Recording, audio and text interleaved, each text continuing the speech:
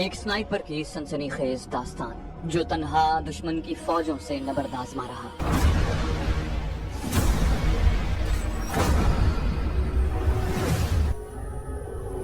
آپ کے لیے پیش خدمت ہے۔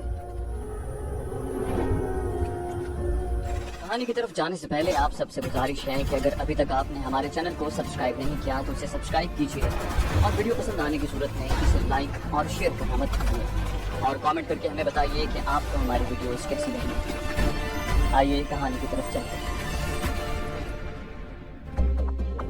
صبح ہوئی تو مجھے استاد کی آواز آئی، ذیشان سو رہے ہو؟ میں نے کہا کوشش تو رات بھر رہی ہے مگر کوئی خاص کامیابی نہیں ہوئی۔ بولے اچھا اپنی ضروریات سے فارغ ہو جاؤ کیونکہ دن بھر موقع نہیں ملے گا۔ ٹھیک ہے سر، مگر آپ؟ بولے یقیناً میرے لیے نیچے اترنا ممکن نہیں ہوگا۔ تو یہ کہ میرے پاس اس مقصد کے لیے شاپر موجود ہے، بس آپ کو تھوڑی زحمت کرنا پڑے گی۔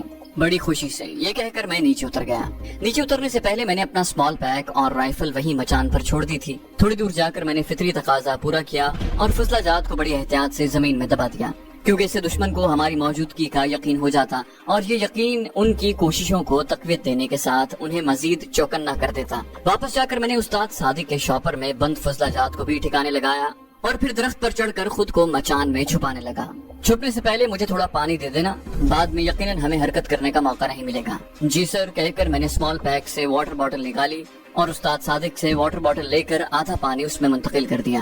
خود کو کیموفلاج کر کے میں نے واکی ٹاکی آن کر لیا تھا۔ پارٹیوں کو پیش قدمی کرنے کا حکم دیا جا رہا تھا، آگے بڑھیں لیکن احتیاط سے۔ فائر کرنے سے پہلے یہ بات مد نظر رہے کہ چاروں طرف آپ کے اپنے ساتھی موجود ہیں۔ کوشش یہی کرنا کہ دشمن زندہ ہاتھ لگے۔ میں ان کی باتیں سننے لگا مگر استاد صادق نے زیادہ دیر مجھے واکی ٹاکی آن نہ رکھنے دیا۔ ذیشان بس وائرلیس سیٹ آف کر دو، اس کی آواز دور تک سنائی دیتی ہے۔ جی سر کہہ کر میں نے واکی ٹاکی آف کر دیا۔ 1.5-2 گھنٹے کے بعد دشمن کے چند سپاہی ہمارے قریب سے گزرتے چلے گئے۔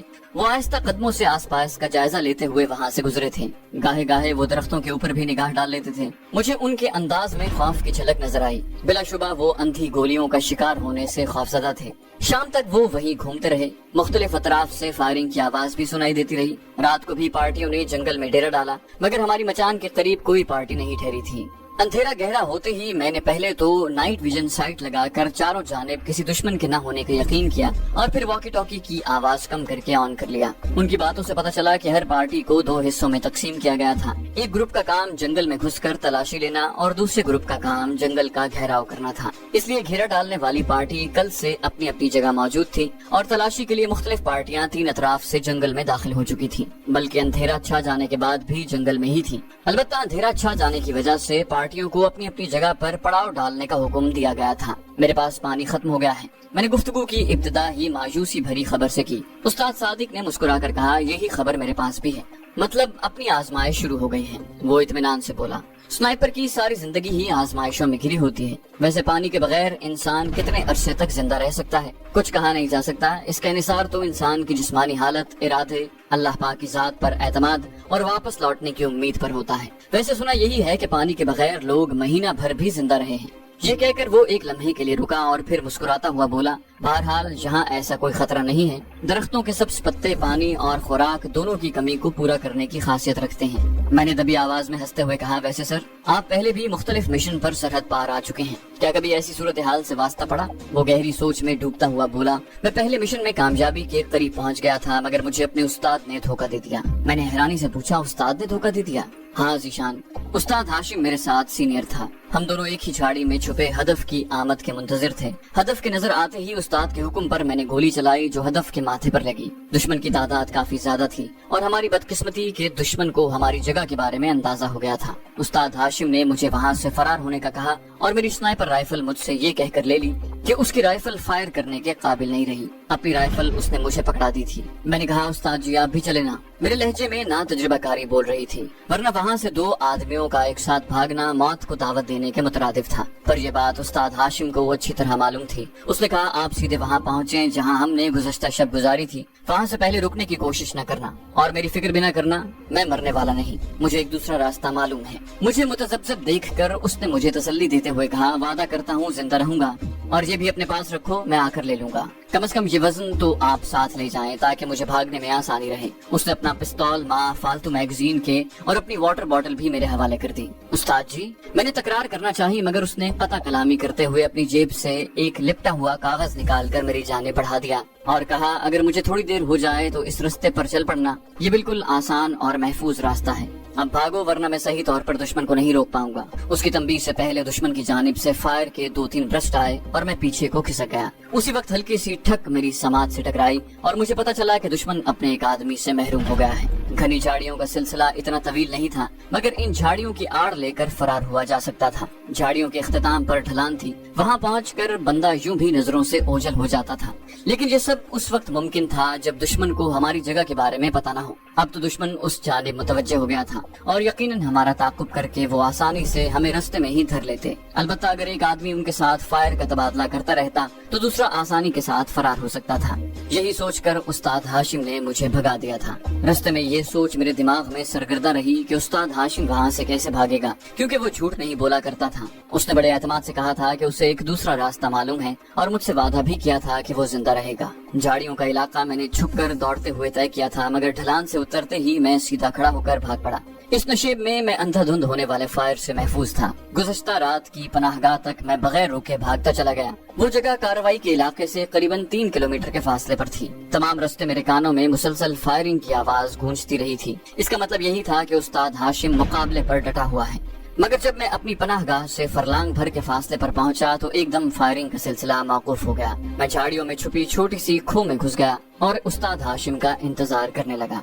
नामालूम क्यों मेरा दिल बैठा जा रहा था। मेरी परेशान सोचों में मुख्तलिफ ख्यालात सरगर्दा थे। उस्ताद हाशिम वहाँ से कैसे फरार होगा, दुश्मन को कैसे चकमा देगा, कहीं दुश्मन उसका ताक़ुब करते हुए उस ठिकाने तक तो नहीं पहुँच जाएगा, और क्या मुझे वहीं बैठकर उसका इंतजार करना चाहिए या छुपने के लिए जगह तब्दील कर लेनी चाहिए। अचानक मेरे जहन में ख्याल आया कि कहीं ऐसा न हुआ हो कि उस्ताद हाशिम को फरार का जो रास्ता मालूम है वो किसी और समत को जाता हो, और इसीलिए तो उस्ताद ने मुझे रास्ते का नक्शा दिया था। मैंने जेब से उस्ताद का दिया हुआ कागज निकाल कर खोला और मेरी आंखें हैरत से फैल गईं। इस कागज में स्नाइपर राइफल की फायरिंग पिन लिपटी हुई थी। उस्ताद हाशिम ने सच कहा था कि उसकी राइफल फायर के काबिल नहीं है। ये अलहदा बात कि वो खराबी उसके अपने हाथों की पैदा की हुई थी। राइफल की फायरिंग पिन कागज में बंद करके उसने मुझे वाज़ेह इशारा दिया था कि मुझे उसकी गलत बयानी के बारे में मालूम हो जाए और मैं यकीन कर लूं कि वो अपने मुल्क पर कुर्बान हो गया है, लेकिन इस तरह कि अपने ज़ेरे कमान की जान को बचा गया था। उस वक्त मुझ पर खुद ब खुद उसकी आखिरी गुफ्तगू की गुत्थियां खुलती चली गईं। उसने अपनी राइफल ये कहकर मेरे हवाले की थी कि राइफल खराब है,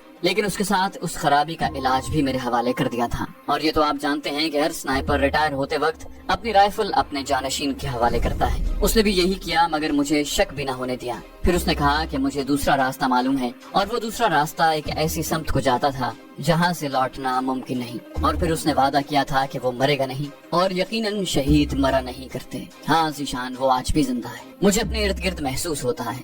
उसकी शहादत के बाद दुश्मन को खुद ब खुद यकीन आ गया था कि वो बदला ले चुके हैं, मगर यहाँ भी उस्ताद चाल चल गया था। उसने मेरे हाथ से दुश्मन का खात्मा कराया था और मैं महफूज था। यहाँ भी दुश्मन को शिकस्त हुई थी। मुझे शिद्दत से रोना आया और मैं उस धोखेबाज को याद करके रो पड़ा। वो मुझसे अच्छा निशानेबाज था, उसका तजुर्बा बहुत ज्यादा था। जाने क्यों उसने एक बेहतरीन निशानेबाज को एक नए और ना तजुर्बाकार स्नाइपर के लिए कुर्बान कर दिया।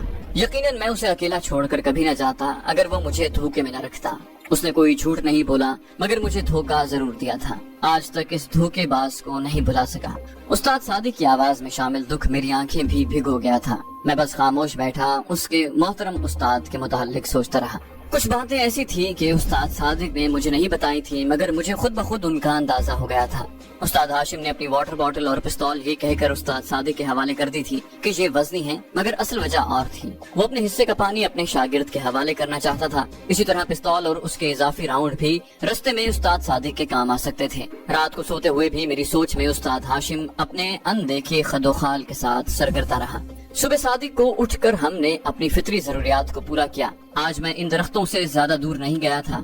मलगजा उजाला होने से पहले हम कैमोफ्लाज होकर बैठ गए थे। पूरी रात हमने पानी पिए बगैर गुजारी थी। सुबह दम अच्छी खासी प्यास महसूस हो रही थी। पहली रोशनी के साथ दुश्मन की चहल पहल शुरू हो गई थी। मैंने दोपहर के वक्त खूब एहतियात से अतराफ का जायजा लेकर वॉकी टॉकी सेट ऑन किया, मगर उसकी बैटरी डाउन हो गई थी। मैंने इजाफी बैटरी लगाकर वॉकी टॉकी ऑन किया और दुश्मन की आवाज सुनने की कोशिश करने लगा। वॉकी टॉकी की आवाज को मध्यम करके मैंने कान से लगा लिया था। चंद लम्हों बाद उनकी आवाजें सुनाई देने लगी। ज्यादातर पार्टियां खड़ी चट्टानों के सिलसिले के नीचे मौजूद घनी झाड़ियों में मुझे तलाश कर रही थी। थोड़ी देर उनकी बातें सुनने के बाद मैंने वॉकी टॉकी ऑफ कर दिया। उस्ताद सादिक ने पूछा, क्या कर रहे हो? मैंने कहा, मेरी तलाश जारी है। उस्ताद सादिक ने अपनी राय दी, शायद हफ्ता भर जारी रहे। मैं हंसा, मतलब हफ्ता भर सब्ज पत्तों पर गुजारना पड़ेगा? बोले, अगर कोशिश करो तो पानी ला सकते हो। मैंने हैरानी से पूछा, कैसे? बोले, चश्मे की जगह आपको मालूम है और एक स्नाइपर किसी तरह छुप कर हरकत करता है। ये जानने की जरूरत शायद आपको ना हो। मैंने कहा, मगर मैं आपको अकेला छोड़कर कैसे जा सकता हूँ? बोले, अगर आप जख्मी होते तो यकीनन मैं चला जाता, मगर अब ये खतरा आपको ही मोल लेना पड़ेगा। मैं खिफ़त भरे लहजे में बोला, सर आप बात को कोई और रुख दे रहे हैं, मेरा मतलब ये नहीं था। बोले, नहीं जीशान, पानी लाने में वाकई बहुत ज्यादा खतरा है, मगर इसके बगैर चारा भी तो नहीं है।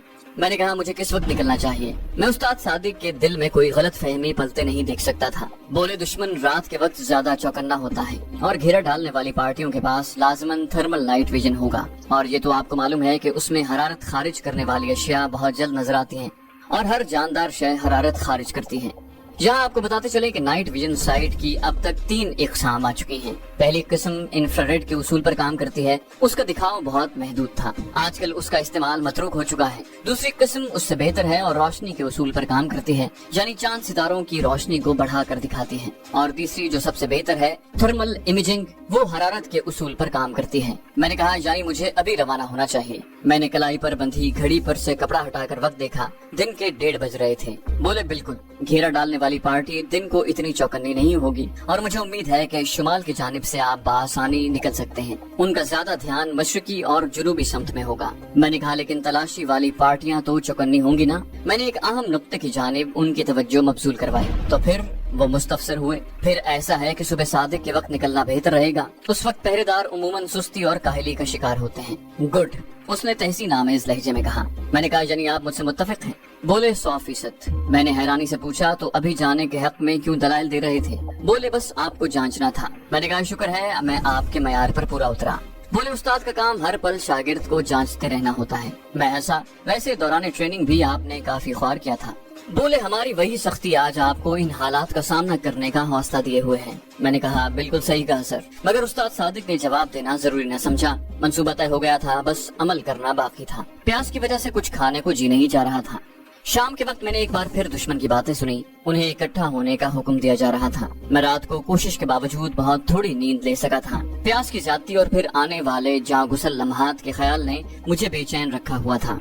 3:15 बजे के करीब मुझे उस्ताद सादिक ने आवाज दी, जीशान। मैं चाबुक दस्ती से बोला, मैं तैयार हूँ सर, और दरख्त से नीचे उतर गया। इससे पहले मैं अतराफ का जायजा लेना नहीं भूला था। गो हमने कल से कुछ नहीं खाया था, क्योंकि पानी की गैर मौजूदगी में खुश्क बिस्किट खाना प्यास को बढ़ाने का मूजिब बनता है, और दरख्तों के पत्ते इसलिए नहीं चबाए थे कि अभी तक हमारी प्यास बर्दाश्त से बाहर नहीं हुई थी। फिर भी थोड़ी बहुत हाजत महसूस हो रही थी। फ्रेश होने के बाद मैं जाने के लिए तैयार था। उस्ताद सादिक ने मेरी जानिब मेरा स्मॉल पैक बढ़ाते हुए कहा, मैंने अपनी वाटर बॉटल भी तुम्हारे पैक में डाल दी है ताकि ज्यादा पानी ला सकूं। मैंने इस बात में सर हिला दिया, ठीक है सर। तुलुए आफ्ताब से पहले घेरे से निकल जाना, वरना फंसने का खतरा बढ़ जाएगा। उस्ताद सादिक ने मुझे आखिरी नसीहत की और मैंने फी अमानिल्लाह सर कहकर अपनी राइफल कंधे से लटकाई। ग्लॉक 19 पिस्टल मैंने हाथ में थाम लिया था, क्योंकि स्नाइपर राइफल को असॉल्ट राइफल के तौर पर इस्तेमाल करना बेवकूफी है। हरकत करते हुए अच्छी साख्त का पिस्तौल स्नाइपर राइफल से कई गुना ज्यादा कारकर्दगी दिखा सकता है। आसमान की तरफ निगाह उठाकर मैंने कुतबी सितारे को ढूंढा और फिर बाजू लंबा करके कुतबी सितारे से डिग्री लेने लगा। मैंने कुतबी सितारे से 12 डिग्री दाएं सफर करना था। एक स्नाइपर के लिए कंपस के साथ सितारों के इस्तेमाल से वाकफियत भी निहायत जरूरी है। अगर आपके लिए कंपस का इस्तेमाल और डिग्रियों का खटराग यकीनन एक नई चीज है, तो ये समझ लीजिए कि एक दायरे को 360 डिग्रीज में तकसीम किया जाता है। अगर एक आदमी कुतबी सितारे की तरफ मुंह करके खड़ा हो जाए तो उसका रुख 0 या 360 डिग्री की तरफ होगा। मशरिक 90 डिग्री, जुनूब 180 डिग्री और मगरिब की समत 270 डिग्री पर वाक़ है। हर समत के दरमियान 90 डिग्री का फर्क है। کمپس پر یہ تمام ڈگریاں درج ہوتی ہیں اور کسی بھی ڈگری پر سفر کرنے کے لیے بس کمپس کی سوئی کو مطلوبہ ڈگری کی طرف کر کے چل پڑنا ہوتا ہے، جبکہ ستاروں کی مدد سے سفر کرنے کے لیے ستاروں کے طلوع اور غروب ہونے کا علم اور آسمان پر مطلوبہ ستارے کی جگہ کا پتہ ہونا بہت ضروری ہوتا ہے۔ تمام ستاروں میں فقط قطبی ستارہ ایسا ہے جو اپنی جگہ نہیں بدلتا اور ہر وقت قطب شمالی کی طرف چمکتا رہتا ہے۔ باقی ستارے مشرق سے طلوع ہو کر مغرب میں غروب ہوتے ہیں، البتہ ہر ستارے کا راستہ الگ الگ ہوتا ہے، کوئی جنوب مشرق سے طلوع ہوتا ہے تو کوئی شمال مشرق سے اور کوئی عین مشرق کی سمت سے۔ میں نے چونکہ شمال کی جانب سفر کرنا تھا اس لیے مجھے اتنی تگ و دو نہیں کرنی پڑی تھی، بس قطبی ستارے کو دیکھا، ہاتھ کی مدد سے 12 ڈگری کے فاصلے کا اندازہ کیا اور چل پڑا۔ قطبی ستارے کے علاوہ کسی دوسرے ستارے کو سمت برقرار رکھنے کے لیے زیادہ دیر نہیں چنا جا سکتا، کیونکہ ستاروں کا اپنا سفر جاری رہتا ہے، اس لیے ہر آدھے گھنٹے کے بعد پہلے والے ستارے کو چھوڑ کر دوسرا چننا پڑتا ہے۔ میں گاہے گاہے نائٹ ویژن میں بھی جھانک کر دائیں بائیں کے علاقے کو دیکھ لیتا۔ چلتے وقت حد الوسع میری کوشش یہی تھی کہ میرے پاؤں کی آواز پیدا نہ ہو، وہ اس طرح میری رفتار کافی سست ہو گئی تھی، مگر کبھی نہ پہنچنے سے دیر سے پہنچنا بہت بہتر تھا۔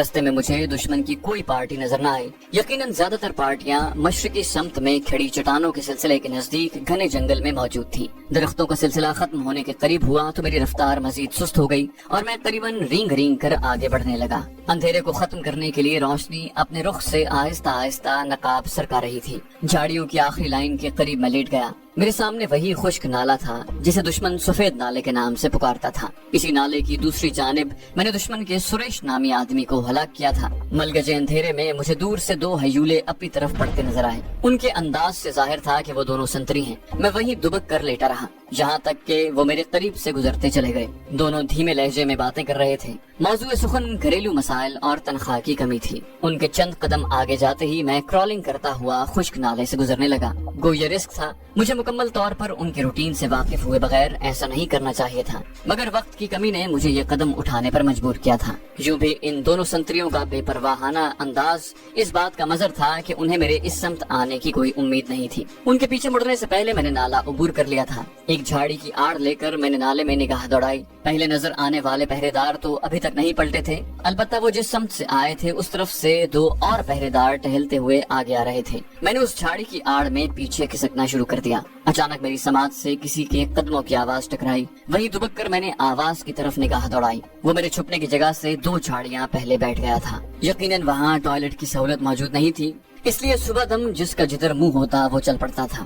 اس کے فارغ ہونے تک میں وہیں دبکا رہا۔ اس کے واپس پلٹتے ہی میں رینگتا ہوا آگے بڑھ گیا۔ روشنی کی جارحیت بڑھتی جا رہی تھی۔ میں جھاڑیوں کی آڑ لیتا وہاں سے دور ہو گیا۔ طلوع آفتاب تک اس نالے سے 400-500 میٹر دور آ گیا تھا۔ گو اس علاقے میں خطرہ کم تھا، مگر میں نے احتیاط کا دامن ہاتھ سے نہ چھوڑا۔ ایک مرحلہ تو بخیر و عافیت گزر گیا تھا، اب پانی بھر کر واپسی کا مرحلہ باقی تھا۔ واپسی کے لیے مجھے لازماً رات کا انتظار کرنا پڑتا۔ مجھے استاد صادق کا خیال آیا۔ میں نے سوچا استاد صادق کو آج کا دن بھی پیاسا گزارنا پڑے گا۔ اب میں جھکے جھکے انداز میں چل رہا تھا۔